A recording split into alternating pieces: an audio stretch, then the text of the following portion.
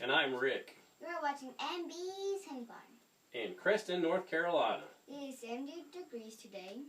And this will probably be our last warm week here in October. I think in the last video, couple videos, I had mentioned that we was probably not going to get any honey whatsoever. Because I had a deep box right here. And I took that and put it on swarm. Now we had one frame left over.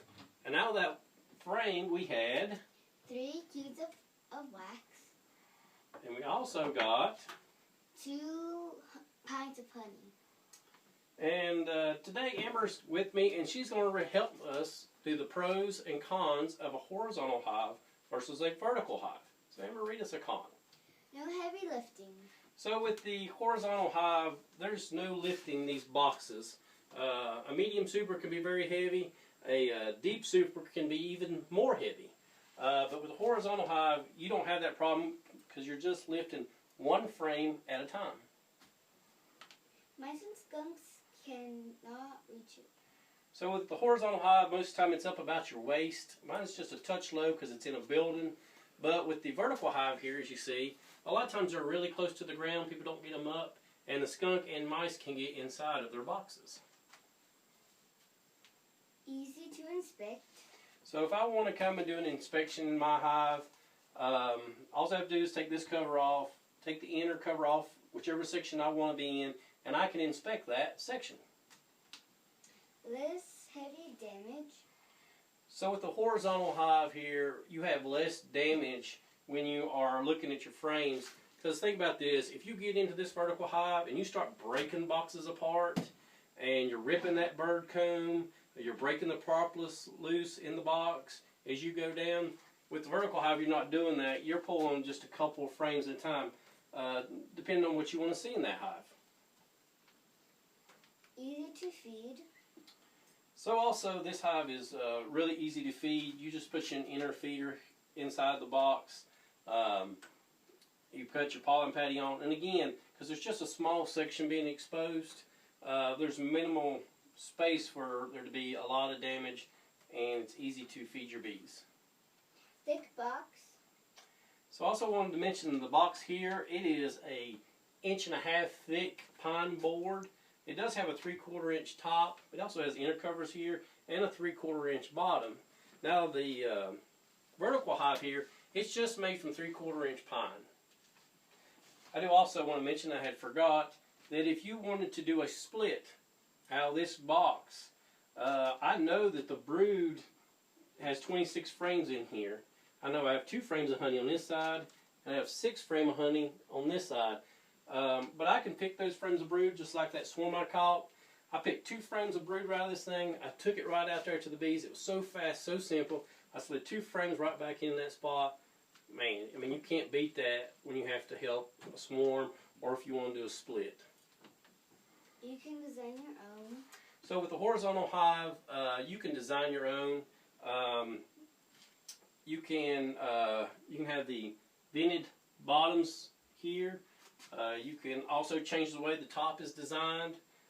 So you can kind of design how long you want it. This one is a 32 frame box. It actually originally was a 34 frame, but we lost some space as the bees built propolis onto the frames. So it kind of expanded out, and it actually ended up in a 32 frame box. But I know, like Frederick Dunn, he's going to do a 50 frame box. And I think one of the neighbors down the street here, Rick Harwood, he's thinking about a 50 frame box. That would help with getting more honey maybe out of this box. What's some of the cons, Amber? Heavy box. So this box is extremely heavy. It may be 100 pounds the way it sits right now. That doesn't include all the bees that's in this box. It is extremely heavy. Does not produce honey. So it's mentioned in a lot of the videos, these boxes do not produce any honey. Probably if you don't do anything to the box itself, it might not produce any honey. Like I said, we did get 6 frames of honey when I looked in here out of this box. Again, I didn't take any, but when I did the inspection, it had 6 frames of honey. There's things to fix that, like putting a queen excluder in. I mentioned that in some of the previous videos. If you guys go back and see that, you'll see where I talked about the divider board and how that can help you get honey out of this box. Price is high to buy. So if you buy this hive, a lot of the ones I've seen on the internet are running about $350. Now I did build mine. It was probably less than $100. But I did go to Lowe's yesterday, and folks, man, that wood, it's getting expensive. So might be a little over $100 now, but still, you know, the price of this, if you bought it, would be very expensive, about $350. And then if you could even get someone to ship it to you, it can be very expensive. And now we're going to talk about the this box being in a shed. There's some pros and cons to being in a shed. I just want to throw a few of them out there. I don't say put it in sheds for everybody. As you remember in my previous video, one of my concerns was Amber. You know, with her being around the bees and the livestock, we have sheep and goat outside this door here.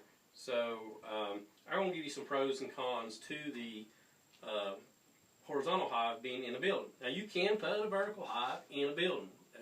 You just have to, you know, cut you in open and out. So go ahead, Amber. Deer, yep. Weather. So with the weather outside, I hate being outside when it's really hot with my bees. Man, I'm sweating like a pig. But in here, you know, it's shaded. I can get in here with my box, and I'm not getting burned up. Also, this building gives another wall of protection to this hive. So not only do you have the 1.5 inches here, you also have probably another inch here of this wall. So that gives you some more protection. If it was to be windy outside, then again, there's no wind in here. So that gives you an advantage of having this hive in a building.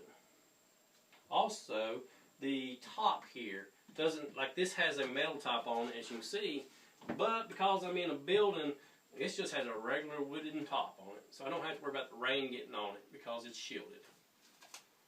Easy to work on. It's easy to work on. So again, when you're in the building here, I can pop this top off. I can set it to the side, and it doesn't. The bees doesn't seem to come up on my face. A lot of times they're going to the light. And in the previous videos, you might have noticed this window over here was covered. So the bees will go to that window, but there's not a lot of bees blowing out on you because there's less light in here. It's kind of like you're in their hive almost, and they're not bugging you as bad. They're just going up to the lights and they're not in your face. Hive top. So I think I mentioned previously, you can change this hive top design around, but again, it doesn't have to have the metal on it here, and you can kind of design it how you want to. And you may have seen some of the tops that I had on it prior to this. This is one of the covers that I had on this box, and you can make all different kinds of designs of what you might like.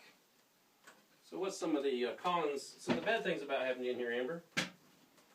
Bee like windows. Bee likes windows. Bees like windows. Those bees will go to that window. So if you have any windows in your building, I have 2 in this building, they're going to go right to it. Actually, when I took this down for this video today, I had one stuck in the window.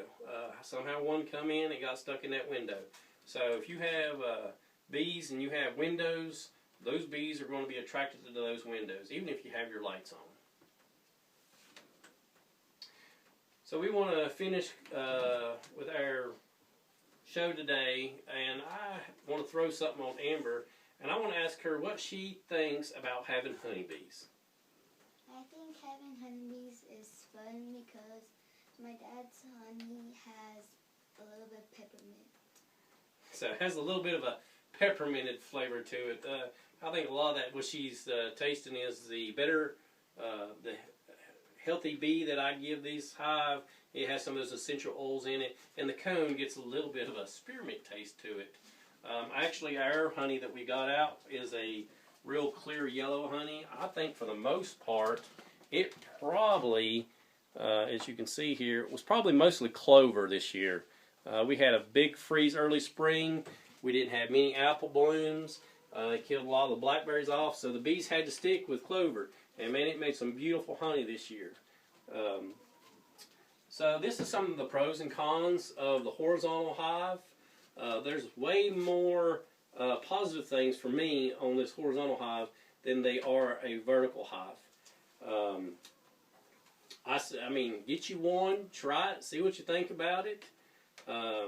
If there's anything that you can think that we can do better to this horizontal hive, you know, subscribe, send me a message. If you like what you've seen today, give me a thumbs up. If you don't, then you're more than welcome to give me a thumbs down. But if you do that and give me a thumbs down, I don't mind that. But just give me a reason why. That way I can improve on what I'm doing. Because I'm not the smartest feller in the world. And I try real hard. And I just want to help everybody else out. So from our farm, from Rick, and from Amber, this is Amby's Honey Farm. And we hope your family's doing well with the coronavirus. We are actually on lockdown right now at my own home. And so we thought we'd make a little video for y'all. So God bless and farewell.